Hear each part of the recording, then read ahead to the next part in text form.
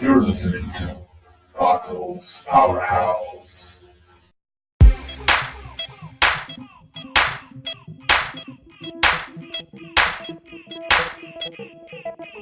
Pato's Powerhouse.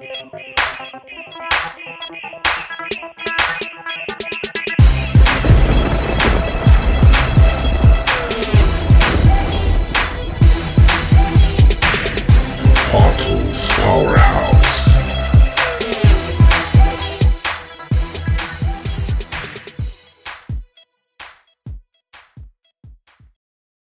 Hey everybody, welcome to today's podcast. This is your host, Pato the Ghostwriter, aka Pato Morningstar. Welcome, thank you for being here. I know you have a million motherfucking options, but you choose to be here with me, and I am forever, ever grateful. Also, I want to apologize for last episode where I put out my Joker 2 theory.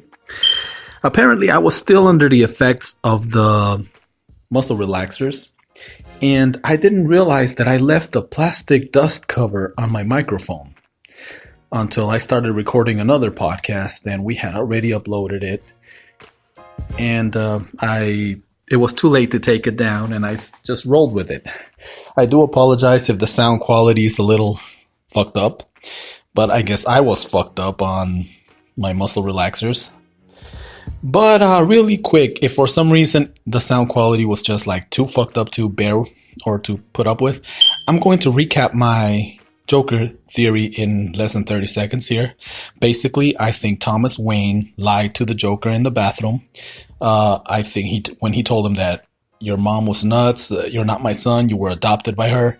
I think that he did do the hibbity-dibbities with the lady. I think that he had her committed to Arkham and maybe paid extra to have some experiments done to make sure she was nuts or went nuts. And then in order to escape that torture, she probably signed away whatever she needed to sign away, even adopt her own son, so that Thomas Wayne could protect himself, and not fuck up his political aspirations. And when it's all said and done, the ultimate twist, the Dark Knight's number one enemy is the the Joker. Obviously, it's his older brother. That's one of them. Now, I may have an addition to it because now they're putting out there that Joker 2 may reveal the real Joker.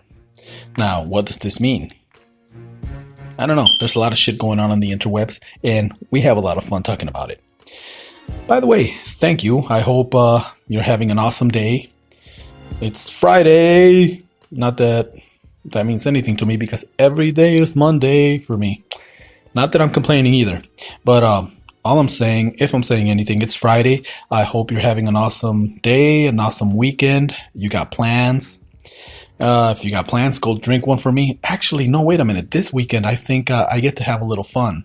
I get to take a couple days off and go chill with family, and there's a wedding happening. So, yeah, Pato's gonna party.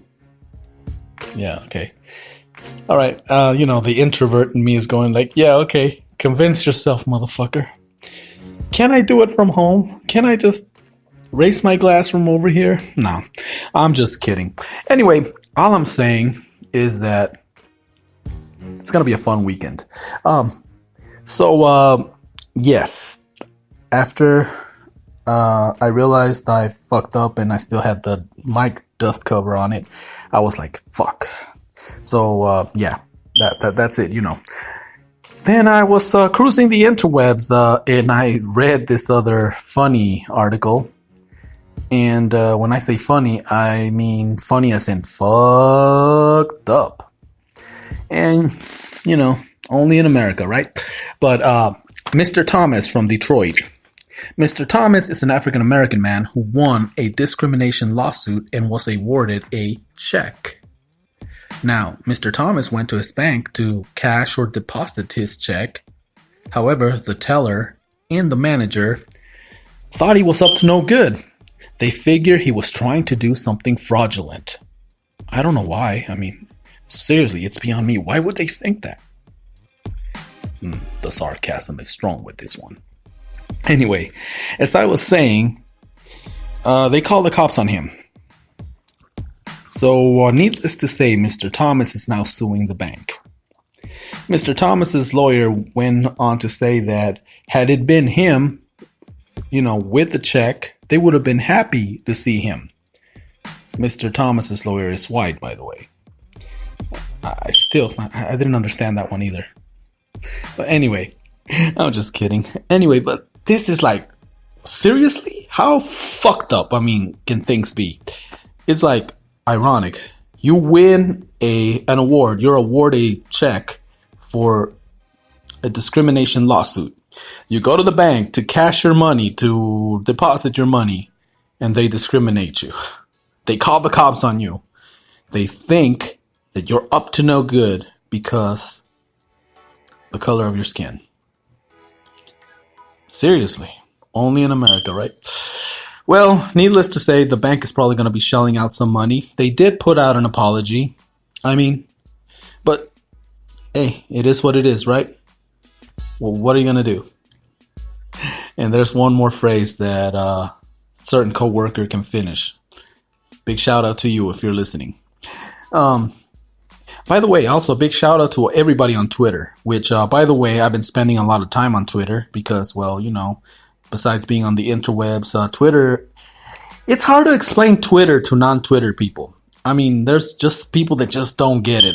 I started the Twitter account a couple years ago. In fact, around the same time that we started the podcast, for the simple and only reason to be on it, telling you about Pato's podcast. Wow, sorry about that. Haven't done that in a while. To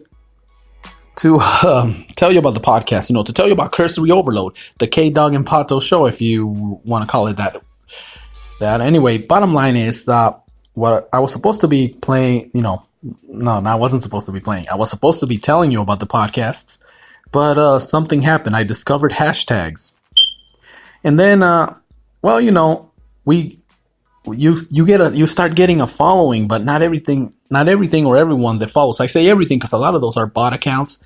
A lot of them are porn accounts. But once in a while, you connect with real people from all over the place. Some may be here in the valley.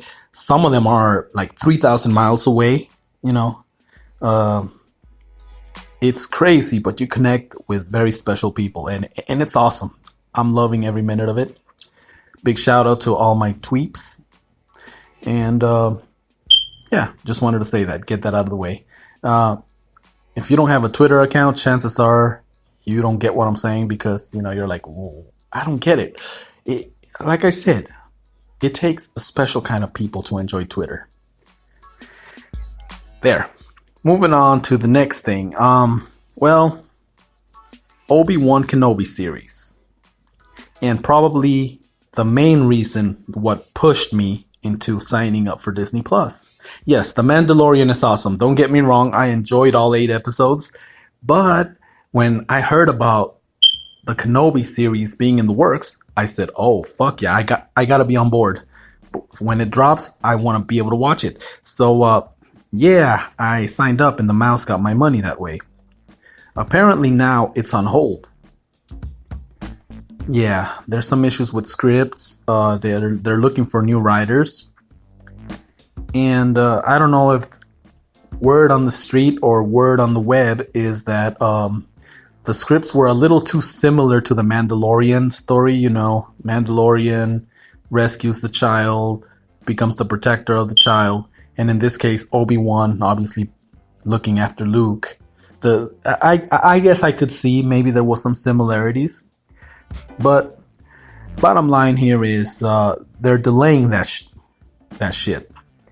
And all I'm saying, if I'm saying anything, Mickey, if this show doesn't go through, if you cancel the Obi-Wan Kenobis, I may have to cancel Disney Plus, motherfucker. I'm just saying. It's not a threat. I'm just friendly warning. So, Kenobi series, make it happen, mouse. Anyway. Oh gosh. Next time I go to Disney, it'd be funny if I get surrounded by all the toon characters there. get him, boys. Oh, anyway, but yeah, it's kind of a big disappointment. They were supposed to start filming in July. Apparently now they won't until January 2021. So hopefully it's not canceled. Hopefully it's just on hold, like they say. Looking forward to see Ian McGregor reprise his role as Obi-Wan-Knobi. That's gonna be badass. Definitely looking forward to that.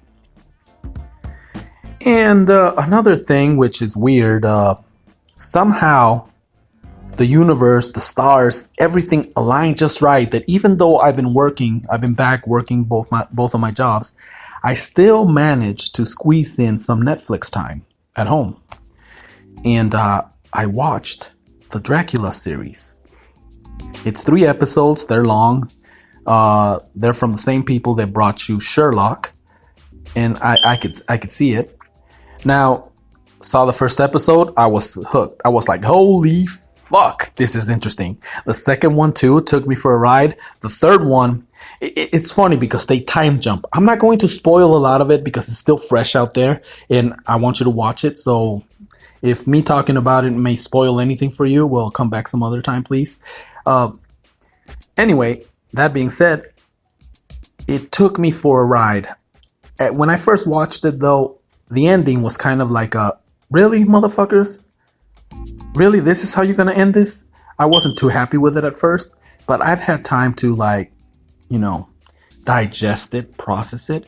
And I'm one of the first people to say that I always want to see, it's okay to take old things and make new. Obviously, when I was into hip hop, I would sample things and take old songs and make something new out of them. So I am totally on board with that concept.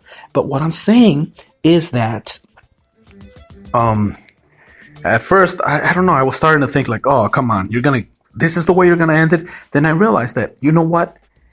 They gave me Dracula and they put a new spin on this motherfucker. Something that we've never seen before. Maybe the times are different, but in all seriousness, I mean, this motherfucker apparently took brides from both genders, didn't give a shit. And there was one thing that kind of did bug me a little. There's I think it's on episode 2 where he's a wolf and then he transforms into human, or basically you just see him come out of the wolf, and he comes out naked and he's taunting these nuns because he's at the gate of a convent and he's hoping that one of them will invite him in because, a vampire has to be invited in order to come in. Well, he was acting a little too much like Lucifer. Even my 12-year-old who was watching it with me, usually I'd be like, no, you can't watch this, but somehow I slipped and he watched it with me, which it wasn't too bad. I mean, he's a mature 12. Hey, fuck off. I ain't telling you how to be a parent, okay? Anyway, just kidding. All I'm saying is that he was like, hey, he's acting like Lucifer. And by the way, he didn't watch Lucifer with me. I'm just saying, but I know he watched it. And yeah, there was moments there where you could see that the writers that wrote Dracula were flirting with a little Lucifer Morningstar-ish tendencies there on the character, especially when he was talking to the ladies there butt naked outside the gates. Now, Van Helsing, because, Dracula has to have a Van Helsing. This time around, it's one of the nuns, which at first I was like, really? But I was like, what the hell? When I saw the way she was acting, the way she was one of those, she was a nun, I guess, for lack of options, not because she was religious. And she was more of a detective.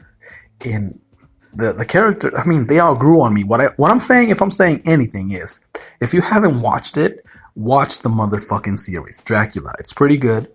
It's a different take on it, but different is good. I mean, like I said, we want new, right? This is what they gave us.